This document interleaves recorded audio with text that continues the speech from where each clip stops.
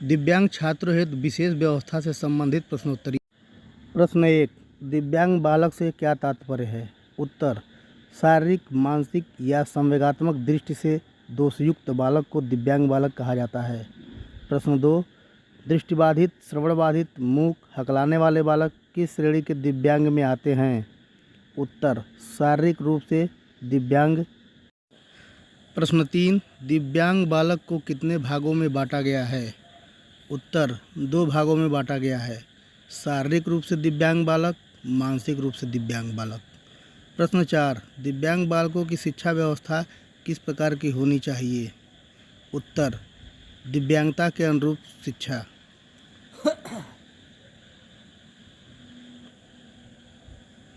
प्रश्न 5, ऐसा बालक जो सा और वाज, न्यूक्लियर और अनक्लियर में अंतर नहीं कर सकता, वह किस बीमारी से ग्रसित है? उत्तर, डिसलेक्सिया। प्रश्न 6, शारीरिक रूप से दिव्यांग बालकों को कितने श्रेणियों में विभक्त किया गया है? उत्तर, 4, दृष्टिबाधित, श्रवण दोष युक्त बालक, अस्थि दोष से युक्त बालक व वाक दोष युक्त बालक। प्रश्न 7, श्रवण दोष युक्त बालकों में किस प्रकार की दिव्यांगता पाई जाती है? उत्तर, इस दोष से युक्त बालकों को सुनने में कठिनाई होती है। प्रश्न 8, वाक दोष से ग्रसित दिव्यांग बालकों में क्या दोष होता है? उत्तर, बोलने या हकलाने से संबंधित दोष होता है।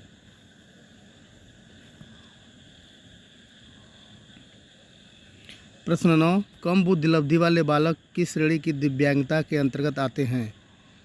उत्तर, मानसिक दिव्यांगता। प्रश्न 10, मानसिक रूप से दिव्यांग बालक में कैसी परिपक्वता आने में कठिनाई होती है? उत्तर, संवेगात्मक परिपक्वता।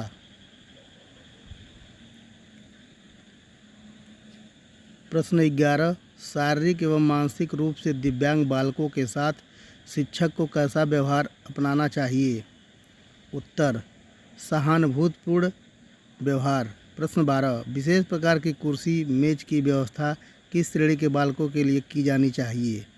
उत्तर, शारीरिक दिव्यांग बालक के लिए।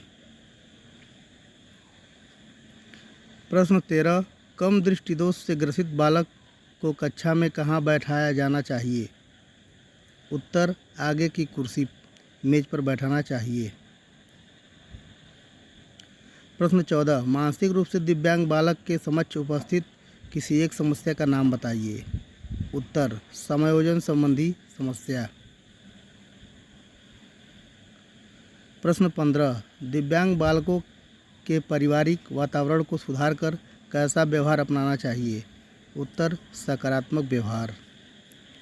प्रश्न 16, अधिगम अशक्त वाले बालक की शिक्षा हेतु किस विधि का प्रयोग करना चाहिए? उत्तर, मनोवैज्ञानिक विधि।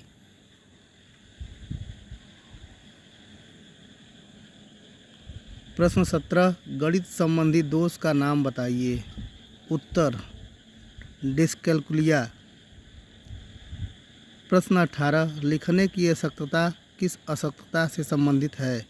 उत्तर, अप्रेक्सिया, अग्रफिया, डिस्ग्राफिया आदि लेखन संबंधी अशक्तता के उदाहरण हैं। प्रश्न 19, गतिक कौशलों में अधिगम निर्योग्यता क्या कहलाती है? उत्तर, डिस्प्रेक्सिया। प्रश्न 20, रैंप क्या है? उत्तर, दिव्यांग बच्चों के लिए ऊपर चढ़ने के लिए ढालनुमा सीढ़ी। प्रश्न 21, विशेष आवश्यकता वाले बच्चों को पढ़ाने के लिए कौन सी व्यूह रचना अधिक उपयुक्त है? उत्तर, सहकारी अधिगम तथा पीयर ट्यूरिंग। प्रश्न 22, जन्म के समय लगी चोट या भ्रूण क्षत की वजह से आई मानसिक मंदता क्या कहलाती है? उत्तर, जैविक मंदता। प्रश्न 23, भाषा और अवबोधन से संबंधी विकार क्या है? उत्तर, भाषा घात। प्रश्न 24, लड़की के स्थान पर लकड़ी का लिखा जाना कौन सी अशक्तता है? उत्तर, शब्दों की वर्तनी संबंधी अशक्तता। प्रश्न 25, दिव्यांगता का मुख्य कारण क्या है? उत्तर दिव्यांगता का मुख्य कारण जन्मजात या दुर्घटना दोनों हो सकते हैं।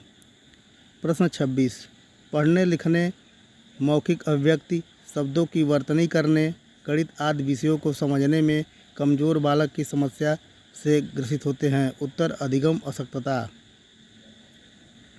प्रश्न 27 विकृत लिखावट से संबंधित लिखने की योग्यता में कमी किस का एक लक्षण है? उत्तर डिस्ग्राफिया का। प्रश्न 28 अफेज्या किस अधिगम अशक्तता का उदाहरण है? उत्तर मौखिक रूप से सीखने एवं भाषा संबंधी अशक्तता। प्रश्न 29 वर्तमान समय में निःशक्त बच्चों के लिए सरकार द्वारा कैसी शिक्षा का संचालन किया जा रहा है? उत्तर समावेशी शिक्षा। प्रश्न 30 दृष्टिबाधित बालकों के लिए कैसी पाठ्यपुस्तकों की व्यवस्था की जाती है? उत्तर ब्रेल लिपि की पाठ्यपुस्तक।